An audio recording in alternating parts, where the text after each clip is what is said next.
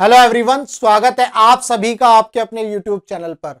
जैसा कि आप सभी को पता है, मैंने लास्ट वीडियो बनाई थी जिसके अंदर हमने डिटेल्ड कैलकुलेशन को समझा था हायर पेंशन स्कीम को लेकर के। उस वीडियो के अंदर हमने दो कैलकुलेशन करी थी। पहली, जिसके अंदर हमने डिफरेंशियल अमाउंट को कैलकुलेट किया था। ये वो डिफरेंशियल अमाउंट है जो आपके एम्प्लॉयर का कंट्रीब्यूशन विद इंटरेस्ट आपके पेंशन फंड में जाएगा अगर आप हायर पेंशन को ऑप्ट करते हैं। दूसरी कैलकुलेशन हमने करी थी, अगर आप हायर पेंशन को ऑप्ट करते हैं तो आपको मंथली पेंशन कितनी मिलेगी और आपका रिटायरमेंट के बाद कितना कॉर्पस इकट्ठा होगा। इन दोनों कैलकुलेशन को हमने अच्छे से समझा था। उसी वीडियो में मैंने एक एक्सेल शीट शेयर करी थी। अगर आपको वो एक्सेल शीट चाहिए तो वीडियो नंबर 3 जाकर के देखिए, और वहां पर मैंने बताया है कि आपको एक्सेल शीट किस तरह से मिल पाएगी। ये सारी चीजें मैंने बताई हैं। आज की वीडियो में हम कोई कैलकुलेशन नहीं करने वाले, ये ध्यान रखिएगा। आज की वीडियो में मैं आपको 5 पॉइंट बताऊंगा, और ये वो 5 पॉइंट हैं जो मुझे फीडबैक मिला है, जो मैंने अपने दोस्तों से डिस्कशन किया है, और जो मेरी प्रीवियस वीडियो है उनके अंदर कमेंट्स आए हैं, फीडबैक्स आए हैं। उन सारी चीजों को ध्यान में रखते हुए मैं आज की वीडियो में 5 ऐसे डिसाइडिंग फैक्टर बताऊंगा जिनकी वजह से आप ये डिसाइड कर पाएंगे कि आपको हायर पेंशन ऑप्शन ऑप्ट करना चाहिए या नहीं। वीडियो को स्टार्ट करने से पहले मेरी आपसे गुजारिश है, अगर आप चैनल पर नए हैं तो चैनल को सब्सक्राइब जरूर करिएगा और वीडियो को ज्यादा से ज्यादा शेयर करिए और इसको लाइक करिएगा। तो चलिए वीडियो स्टार्ट करते हैं। ये जानने की कोशिश करते हैं कि ये 5 डिसाइडिंग फैक्टर कौन से हैं। सबसे पहला फैक्टर है कि भैया, अगर आपकी फाइनेंशियल आपकी जो फैमिली है उसका जो फाइनेंशियल बेस है वो बहुत ही मजबूत है। अब मजबूत का मतलब ये नहीं है कि आप जो है अदानी अंबानी और जो है राकेश झुनझुनवाला की फैमिली से हो, इसका ये कतई मतलब नहीं है। सिंपल सा मतलब है, अगर मेंबर की डेथ हो जाए तो उसके बीवी और बच्चों की जिंदगी अच्छे से चले। यानी कि आपके दादा परदादा की इतनी ज्यादा फाइनेंशियली वो इतने स्ट्रांग थे, उनका पैसा इतना ज्यादा था आपके पास कि आप जो है अगर आपकी डेथ हो जाए, मेंबर की डेथ हो जाए, तो जो है फैमिली, जो आपकी बच्चे और आपकी वाइफ है, वो अच्छे से जिंदगी गुजार पाए, अच्छे से उनकी पढ़ाई हो पाए, वो अपनी जिंदगी में आगे बढ़ पाए। ये पहला पॉइंट है। अगर ये पॉइंट आपकी लाइफ में कहीं भी है तो मेरे हिसाब से जो है उसको हायर पेंशन ऑप्ट नहीं करना चाहिए। दूसरे पॉइंट की तरफ बढ़ते हैं। दूसरा पॉइंट है मैनेजमेंट ऑफ फंड। भाई, आपको अगर 1 करोड़ रुपया मिल रहा है, अगर आप उस 1 करोड़ को 2 करोड़ बना पाते हो, यानी कि आप उसको मैनेज कर पाते हो। अगर आप उस 1 करोड़ को 0 बना देते हो तो भी आप उसको मैनेज कर पाते हो, लेकिन नेगेटिव। तो अगर आप उसको मैनेज कर रहे हो पॉजिटिव वे में, तब तो आप जो है ये समझ पा रहे हो कि तो मुझे हायर पेंशन ऑप्शन ऑप्ट नहीं करना चाहिए। भाई, 1 करोड़ का 2 करोड़ अगर मुझे बनाना है तो मैं कैसे कर सकता हूं? या तो मैं इन्वेस्टमेंट कर सकता हूं, म्यूचुअल फंड में डाल सकता हूं, SIP कर सकता हूं, और अगर आप ट्रेडिंग करते हैं, शेयर मार्केट में बिलीव करते हैं, तो वहां पर आप अपना पैसा लगा सकते हैं। बस बशर्ते आपको नुकसान नहीं होना चाहिए। दैट मीन्स कि आपको फंड को मैनेज करना आना चाहिए। अगर आप फंड को मैनेज कर पाते हैं तो मुझे लगता है कि आपको हायर पेंशन ऑप्ट नहीं करना चाहिए।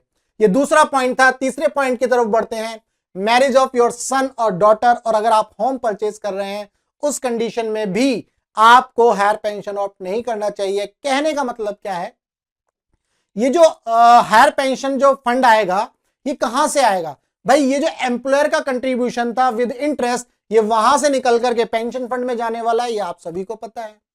अब अगर आप वो पेंशन फंड में नहीं डालते तो वो पैसा कहां रहेगा? EPF में ही रहेगा, PF वाले फंड में रहेगा, यानी कि एम्प्लॉयर के पास रहेगा। अब वो पैसा आप कभी भी निकाल सकते हो, उसमें इतनी लिक्विडिटी है। पेंशन वाले पैसे को निकालने में दिक्कत है, वो निकल नहीं पाएगा। अब एम्प्लॉयर के कंट्रीब्यूशन वाला पैसा, उसके अंदर बहुत ज्यादा लिक्विडिटी रहेगी, आप उसे तुरंत निकाल सकते हो। आपने आज एप्लीकेशन दी, 2-3 दिन में आपका पैसा आपके पास आ जाएगा, आपके अकाउंट में आ जाएगा।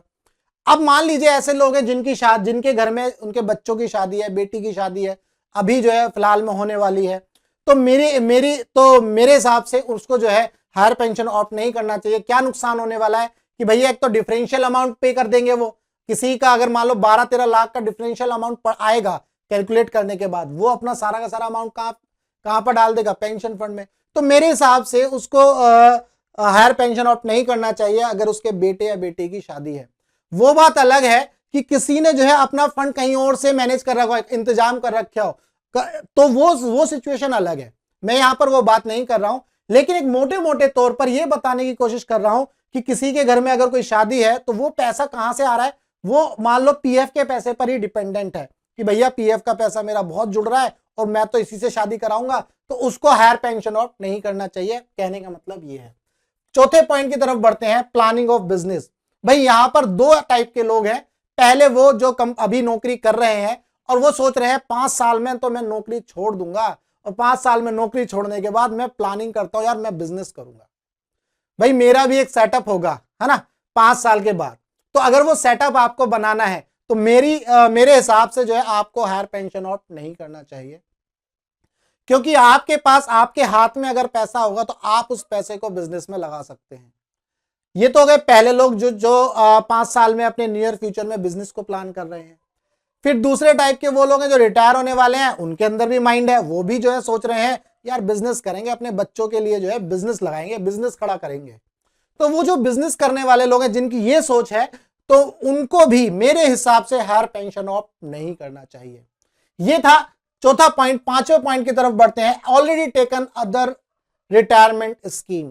अगर आपने जो है नेशनल पेंशन सिस्टम या एलआईसी की कोई स्कीम ले रखी है या अदर किसी बैंक की कोई स्कीम ले रखी है पेंशन के को लेकर के, तो मेरे हिसाब से आपको ईपीएस स्कीम नहीं लेनी चाहिए। ये जो सारे पॉइंट्स है, ये 5 पॉइंट्स जो मैंने आपको बताए, ये 5 ऐसे डिसाइडिंग फैक्टर है जो आपको डिसाइड करने में मदद करेंगे, ये सोचने में मदद करेंगे कि आपको हायर पेंशन ऑफ करना चाहिए या नहीं।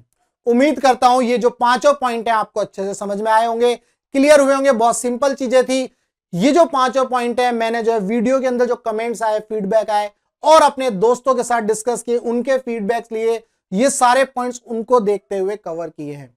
इन 5 पॉइंट के अंदर मुझे उम्मीद है कोई ना कोई या फिर हर कोई इन 5 पॉइंट के अंदर जरूर फिट होगा। अगर कोई इस तरह से फिट होता है तो वो ये सोच ले कि उसको क्या करना है। मैं यहां पर ये नहीं कह रहा हूं कि हायर पेंशन ऑप्शन अच्छा है या बुरा, ये डिसाइड आपको करना है। आपकी क्या मतलब आपकी क्या जरूरतें हैं, क्या प्रायोरिटीज है, ये बात जरूर ध्यान रखिएगा कि जो लोग ये कंपैरिजन कर रहे हैं कि भैया अगर मैं हायर पेंशन ऑफ नहीं करूंगा तो मुझे एम्प्लॉयर कंट्रीब्यूशन वाला पैसा है विद इंटरेस्ट मुझे मिलेगा, ये चीज आप ध्यान रखिए। उसको कंपेयर करना बेकार है। क्यों? क्योंकि जो हायर पेंशन स्कीम है या जो पेंशन वाली जो स्कीम होती है, ये आपके रिटायरमेंट की सिक्योरिटी है, it is not an investment. ये पॉइंट आपको याद रखना है। और ये अगर 5 पॉइंट आपको समझ में आ गए, अच्छे से क्लियर हो गए, तो मैं ये समझ पाऊंगा कि आप जो है अब ये डिसाइड कर पाएंगे कि मुझे हायर पेंशन ऑफ करना चाहिए या नहीं। अगर ये 5 पॉइंट क्लियर हो गए, वीडियो अच्छी लगी है तो भाई वीडियो को लाइक करना और चैनल को सब्सक्राइब जरूर करिएगा, वीडियो को ज्यादा से ज्यादा शेयर करिएगा। मिलेंगे ऐसी ही एक धांसू वीडियो में नेक्स्ट वीडियो में, तब तक के लिए goodbye, tata, take care, जय हिंद।